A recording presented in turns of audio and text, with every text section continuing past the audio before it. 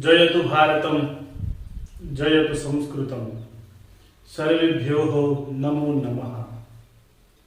प्रिय छात्रों, आप सभी का आर्यव्रत संस्कृत शिक्षण कक्षा में स्वागत है, हार्दिक अभिनंदन है। प्रिय विद्यार्थियों, गत कक्षा में हमने समास की परिभाषा को जाना और समास के कितने प्रकार होते हैं उनके बारे में पढ़ा। जो छात्र आज पहला वीडियो देख रहे हैं, इससे पहले वाले वीडियो को भी देखें समास को अच्छे से समझने के लिए। उसका लिंक वीडियो के अंत में आपको मिल जाएगा। दोस्तों, हम समास के पांचों प्रकार पढ़ने के बाद में हम विस्तार से आज समास के बारे में चर्चा करेंगे। तो सबसे पहला जो समास हम पढ़ने वाले हैं आज, वो है हमारा अव्ययीभाव समास। अव्ययीभाव समास को पढ़ने से पहले हम अव्यय के बारे में चर्चा कर लेते हैं। अव्यय क्या होता है? अ प्लस व्यय। व्यय माने क्या होता है? खर्चा करना, खर्च होना। और अव्यय का अर्थात होता है खर्च न होना, अर्थात जो खर्च न हो, अर्थात जिनमें किसी प्रकार से किसी लिंग, धातु, पुरुष वचन के कारण जिनमें कोई भी परिवर्तन न आए, उसे अव्यय कहा जाता है। जो ज्यों के त्यों रहे वो अव्यय होता है। अगर हम पढ़ें तो अगर हमें याद हो तो राम शब्द का जब रूप हम पढ़ते हैं तो रामः, रामौ, रामाः, प्रत्येक वचन में इसके अंदर परिवर्तन आता है। कहीं ये छोटा होता है, कहीं बड़ा होता है। जैसे रामः, रामई, तृतीय एक वचन में रामई, और रामाभ्याम एक जगह तो बड़ा हो गया, एक जगह बिल्कुल छोटा सा हो गया ना। अर्थात इन शब्दों में परिवर्तन आता है कहीं ना कहीं जा करके, इसलिए हम इनको अव्यय नहीं कहते हैं। अव्यय जिस प्रकार यथा, जिस प्रकार अनु, जिस प्रकार प्रति, जिस प्रकार अधि, इस प्रकार के जो प्रत्यय अव्यय होते हैं उनमें कहीं पर भी परिवर्तन नहीं आता। यथा, यथौ, यथाः नहीं होता है। कहीं पर भी अगर इसका हम प्रयोग करेंगे तो यथा का यथा ही रहेगा, अनु का अनु ही रहेगा, प्रति का प्रति ही रहेगा। इसलिए इन शब्दों को कहा जाता है मित्रों अव्यय, अर्थात इनमें किसी प्रकार का परिवर्तन नहीं आए। और अव्ययीभाव किसे कहते हैं? अव्ययीभाव उन शब्दों को कहते हैं जिनके साथ अव्यय लगकर उस संपूर्ण शब्द को ही अव्यय बना दे। इस बात को समझने के लिए एक बार इनको पढ़ते हैं। अव्ययीभाव समास की पहचान क्या होती है? तो प्रथम पंक्ति में मैंने लिखा है प्रायः पूर्व पद प्रधानो अव्ययीभावः। प्रायः पूर्व पद प्रधानो अव्ययीभावः, अर्थात जिसमें पूर्व पदार्थ प्रधान होता है, पहले पद का अर्थ प्रधान होता है, वह अव्ययीभाव समास कहलाता है। इस समास में क्या होता है मित्रों? अव्ययीभाव समास में जो पूर्व पद होता है वह प्रधान होता है। प्रधान का मतलब अगर पूर्व पद अव्यय है तो बाद वाला जो पद आएगा उसको भी अपने साथ मिला करके क्या बना लेगा? अव्यय बना लेगा। इसीलिए इसको कहा जाता है कि पूर्व पदार्थ प्रधानो अव्ययीभावः। जो प्रधान होता है ना, उसके साथ रहने वाले जो उससे छोटे होते हैं वो भी उसके जैसे ही हो जाते हैं। जैसे घर में कोई बड़ा है, घर में अगर कोई बड़ा है तो वो जैसा आचरण करेगा छोटे वैसे ही आचरण करेंगे। अगर आप किसी चोर के साथ रहते हो तो धीरे धीरे आप भी एक दिन चोर बन जाओगे। अर्थात जिसके साथ रहेगा व्यक्ति वैसा ही बन जाएगा। इसी प्रकार जब पूर्व पद में अव्यय हो, उसके साथ आने वाला शब्द भी उसके साथ मिलकर के क्या बन जाएगा? अव्यय बन जाएगा। और इसी प्रक्रिया को हम कहते हैं अव्ययी भाव। पहले पद अव्यय के साथ आ करके दूसरा पद अव्यय के साथ मिल करके दूसरा पद भी उसी के साथ अव्यय बन जाए, इसी प्रक्रिया को अव्ययीभाव कहा जाता है। अव्ययीभाव समास में पढ़ेंगे प्राय पूर्व पदार्थ प्रधानो अव्ययीभाव। पूर्व पद जहां प्रधान हो वो कौन सा समास होता है? अव्ययीभाव समास होता है। इस अव्ययीभाव समास का पूर्व पद क्या होता है मित्रों? अव्यय होता है। पूर्व पद क्या मिलेगा आपको? अव्यय मिलेगा। इसके बाद में अव्ययीभाव का अर्थ दिया है अनअव्ययम अव्ययम करोति इति अव्ययीभावः। अनअव्यय जो अव्यय नहीं है उसे अव्यय कर दे वह क्या होगा? अव्ययीभाव होगा। जिस प्रकार के अगर देखते हैं तो यहां पर क्या है? निर्मक्षिकम शब्द में इधर देखो, निर्मक्षिकम में ये है निर, ये क्या है? अव्यय है। लेकिन मक्षिकम क्या है? मक्षिका शब्द होता है। मक्षिका क्या होता है? मक्षिका। मक्षिका क्या है मित्रों? स्त्रीलिंग एक वचन है। लेकिन ये किसके साथ मिल रहा है? यह निर नामक अव्यय के साथ मिल रहा है और उसके साथ मिल करके शब्द बन गया निर्मक्षिकम। मक्षिका का क्या बन गया? नपुंसकलिंग एक वचन में मक्षिकम। अब यह जो संपूर्ण शब्द है मक्षिका भी निर के साथ, निर नामक अव्यय के साथ मिलकर के मक्षिकम अब एक अव्यय बन गया है। यह संपूर्ण शब्द क्या बन गया मित्रों? अव्यय बन गया है निर्मक्षिकम। अब इसके रूप नहीं चलेंगे, इसका कहीं भी परिवर्तन नहीं आएगा। निर्मक्षिकम का निर्मक्षिकम ही रहेगा। ये नहीं कहेंगे मक्षिकाणाम निर्मक्षिकाणाम एतत् स्थानम, हम कहेंगे निर्मक्षिकम एतत् स्थानम। ऐसे नहीं कहेंगे यह कि यह बिना मक्खियों की जगह है, हम कहेंगे निर्मक्षिकम एतत् स्थानम। अस्तु। इसी प्रकार अधिहरि, हरि शब्द क्या होता है? हरि पुल्लिंग होता है। लेकिन अधिहरि अधि नामक अव्यय के साथ मिल करके हरि भी नपुंसकलिंग एक वचन अव्यय बन गया है। अर्थात जो अव्यय को अपने साथ मिला करके अव्यय बना दे वही अव्ययीभाव समास होता है। ध्यान रखने योग्य बात है कि अव्ययीभाव समास में जो समस्त पद होता है वह नपुंसकलिंग एक वचन होता है। समस्त पद की परिभाषा आपको पिछले वीडियो में बताई गई है। समास यहां पर पिछले वीडियो में मैं आपको एक और परिभाषा बताने भूल गया था। इस बार मैंने पहले ही शामपट पर इसको लिख दिया कि भूल न जाऊं। समास, समास का मतलब पास बैठना। समास की व्युत्पत्ति है सम उपसर्ग पूर्वक आस धातु और घय प्रत्यय, अर्थात पास बैठना। जब दो या दो से अधिक शब्द एक साथ मिल करके बैठते हैं उस प्रक्रिया को क्या कहते हैं दोस्तों? समास कहते हैं। और पूर्व पद और उत्तर पद आप जानते हैं क्या कहते हैं? पूर्व पद किसे कहते हैं? पूर्व पद और उत्तर पद। पूर्व पद अर्थात पहला पद, उत्तर पद अर्थात दूसरा पद। ठीक है कि अव्ययीभाव समास में कितने पद होते हैं? दो पद होते हैं ना। एक पूर्व पद जैसे कि हमने देखा यहां पर निर्मक्षिकम शब्द को देखेंगे, निर्मक्षिकम,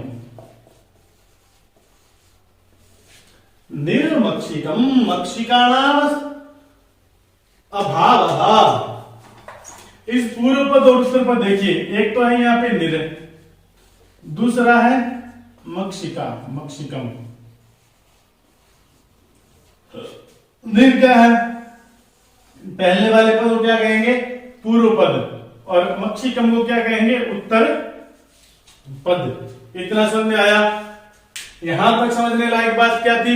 अव्ययीभाव समास में पूर्व पद प्रधान होता है, पहला पद अव्यय होता है, समस्त पद नपुंसकलिंग एक वचन का होता है, यही तो है। और अव्ययीभाव कहते किसे हैं? अव्ययीभाव कहते हैं अव्यय को अनअव्यय को अव्यय बना देना ही क्या कहलाएगा? अव्ययीभाव कहलाएगा। अव्यय का नहीं है उसे भी अव्यय बना देना अव्ययीभाव कहलाता है। तो दोस्तों आगे हम पढ़ते हैं अव्ययीभाव समास करने वाला सूत्र। इसका स्क्रीनशॉट ले लीजिए, मिटा देता हूं। तो दोस्तों अव्ययीभाव समास हमने पढ़ा। अब हम देखते हैं अव्ययीभाव करने वाला सूत्र।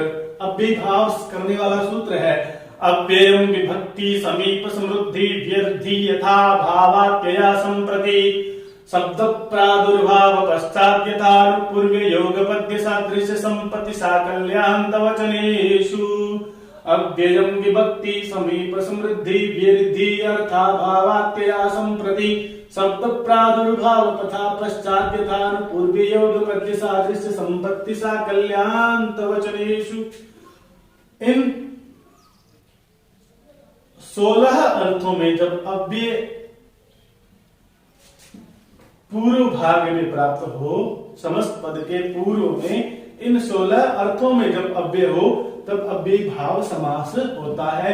इसको थोड़ा और समझने के लिए हम देखते हैं कि अगर विभक्ति अर्थ में कोई अव्यय आए, समीप अर्थ में जब अव्यय आए, समृद्धि अर्थ में अव्यय आए, वृद्धि अर्थ में अव्यय आए, अभाव अर्थ में अव्यय आए, अत्यय अर्थ में जब अव्यय हो, असंप्रति शब्द प्रादुर्भाव पश्चात यथा अनुपूर्व्य योग पद्य सादृश्य संपत्ति साकल्य और अंत वचनों में जब अव्यय की प्राप्ति हो तब हमें कौन सा समास करना है मित्रों?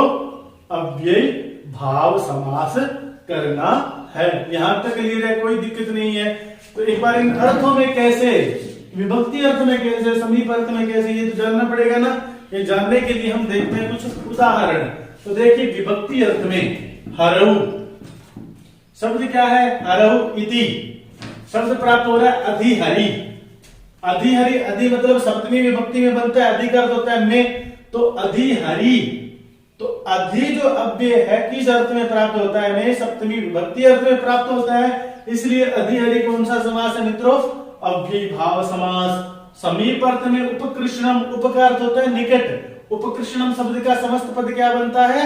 विग्रह क्या बनता है? सॉरी, विग्रह बनता है कृष्णस्य समीपम उपकृष्णम। समृद्धि, समृद्धि होना, सुमद्रम मद्राणाम समृद्धि। तो सु जो अव्यय है समृद्धि के अर्थ में आया है, इसलिए यहां पर भी कौन सा समास करेंगे?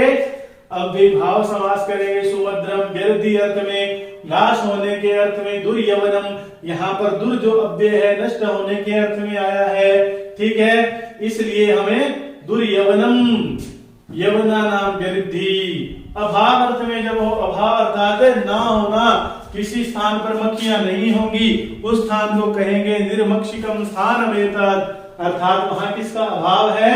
मक्खियों का। तो निर उपसर्ग किस अर्थ में होता है? अभाव अर्थ में होता है, इसलिए हमने यहाँ पर कौन सा समास किया? अव्ययी भाव समास किया।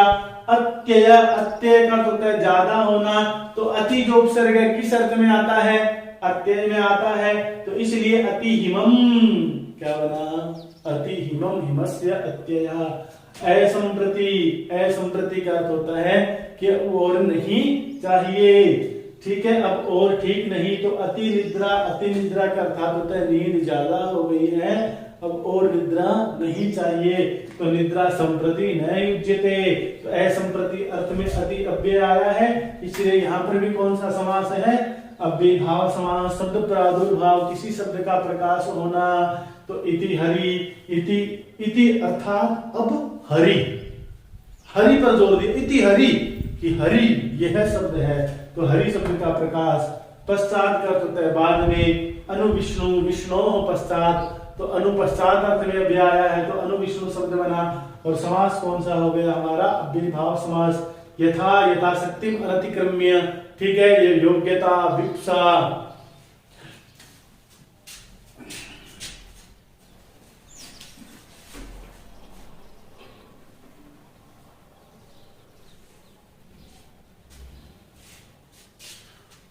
यथा 4 अर्थों में आता है, योग्यता, विप्सा, सादृश्य मुख्य में आता है, और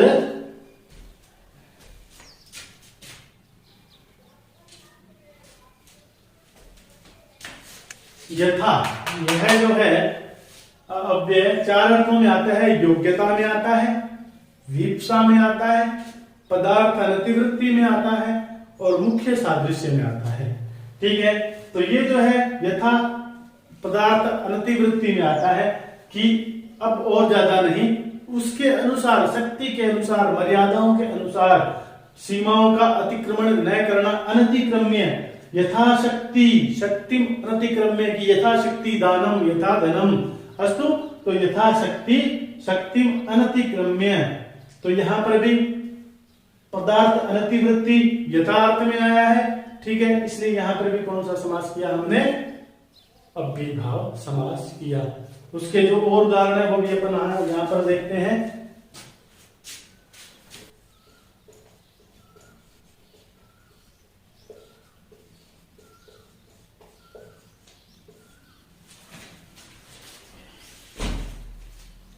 देखिए मित्रों, योग्यता के चार अर्थ मैंने बताया आपको। एक तो होता है यथा का अर्थ होता है, सॉरी यथा का अर्थ यथाशक्ति, पदार्थ की अनतिवृत्ति में बता दिया। उसके बाद में योग्यता अर्थ में होता है यथा, योग्यता की उसके अनुरूप, अनुरूपम रूपस्य योग्यम, अनुगुणम गुणस्य योग्यम अस्तु। वीप्सा का अर्थ होता है बार बार, प्रति अर्थम अर्थम अर्थम प्रति, सप्ताह प्रति सप्ताह, सप्ताहम सप्ताहम प्रति, दिनम दिनम प्रति, प्रतिदिनम, सादृश्य। उसके बाद में होता है सादृश्य समान, स हरि, हरे है सादृश्यम, हरि के समान अस्तु। अनुपूर्वीय, अनुपूर्वीय होता है क्रम, क्रम में, तो अनुज्येष्ठम ज्येष्ठस्य अनुपूर्वेण।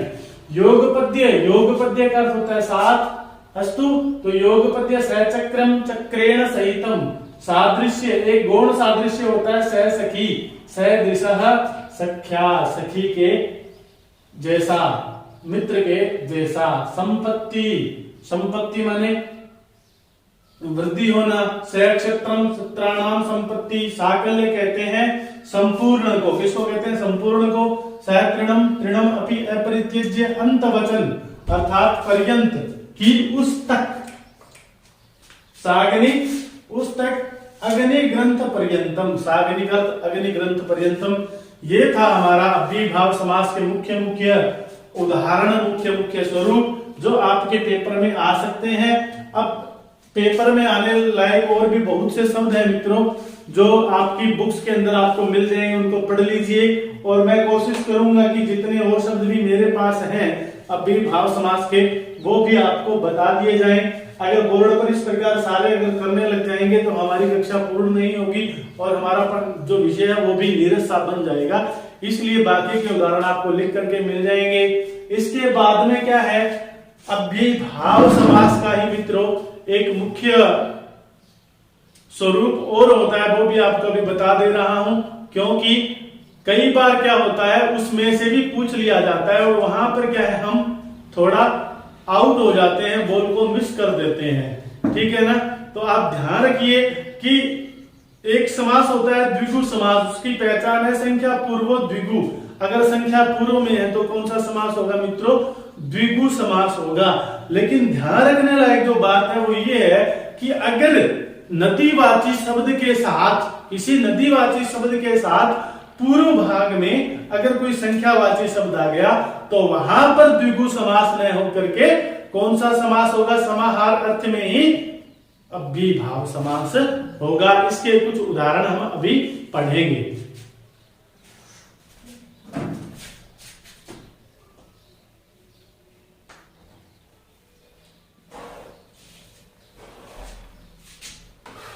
दोस्तों इसका स्क्रीनशॉट ले लीजिए।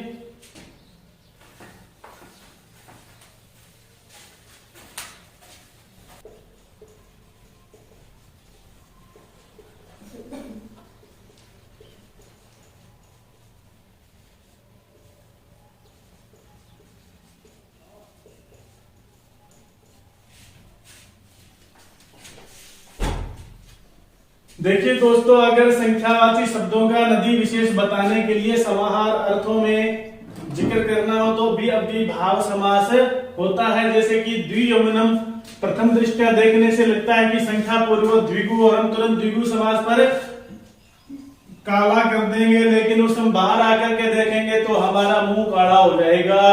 क्यों काला होगा कि आसान सा समास अव्ययीभाव समास हमने बार बार पढ़ा और बार बार पढ़ा, लेकिन हमने पहला ही उदाहरण इसका गलत कर दिया। वो इस प्रकार से क्या होगा, हमारा गलत होगा। तो हमें ध्यान में रखना है कि अगर संख्यावाची शब्द अगर नदीवाची शब्द के साथ पूर्व भाग में अगर संख्यावाची शब्द का प्रयोग किया गया है तो समाहार अर्थ में कौन सा समास होगा, अव्ययीभाव समास होगा। द्वियमुनम द्वयो यमुनयो समाहारः, सप्तगंगम सप्तानां गंगानां समाहारः, पंचनदं पंचानां नदीनां समाहारः, सप्तगोदावरम सप्तानां गोदावरीणां समाहारः। ये था हमारा अव्ययीभाव समास। ये देखिए मित्रों क्या होता है, इस समास में विभक्तियों का लोप हो जाता है। जो भी बाद में विभक्ति आएगी, दीर्घ का आकार है तो उसको भी ह्रस्व आकार होगा, और आकार के बाद में सु को क्या हो जाएगा मित्रों, अम हो जाएगा। ठीक है, अगर इकार है तो इकार को ह्रस्व, दीर्घ इकार को ह्रस्व होगा, और विभक्तियों का क्या हो जाएगा मित्रों, लोप हो जाएगा। अब आपको सबसे महत्वपूर्ण बात बताता हूं अव्ययीभाव, ध्यान में रखने योग्य बात है मित्रों अव्ययीभाव समास की। सबसे पहली बात तो आगे अव्यय लगा हो, दूसरी बात पीछे नपुंसकलिंग एक वचनांत है शब्द हो, बस इतना ही। अव्यय लगा हो और नपुंसकलिंग एक वचनांत वह शब्द हो। अगर पीछे इकार हो तो वह ह्रस्व इकार हो, और विभक्तियों का लोप हो चुका हो, वो समास अव्ययीभाव समास होगा। इति सिद्धम, ये था हमारा अव्ययीभाव समास। अगर आपको बढ़िया लगा हो, आपको समझ में आ रहा हो, तो लाइक कमेंट और शेयर करना न भूलिए। आप भी पढ़िए और अपने अन्य मित्रों के आगे भी इस वीडियो को पहुंचाइए। आगे आने वाले समास के साथ आने वाली वीडियो में आपसे फिर मिलते हैं। तावत नमो नमः। जयतु भारतम, जयतु संस्कृतम।